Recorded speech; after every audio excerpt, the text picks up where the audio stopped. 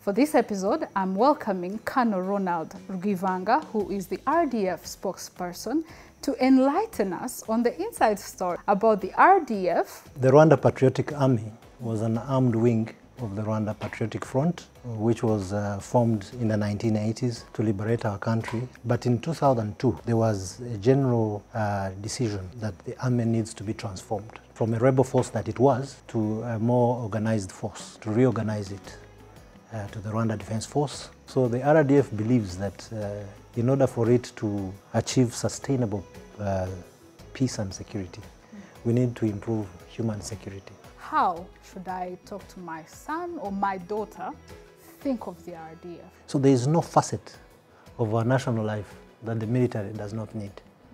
So that's a good reason to start from. Lawyers, engineers, and other professionals have a place in the military.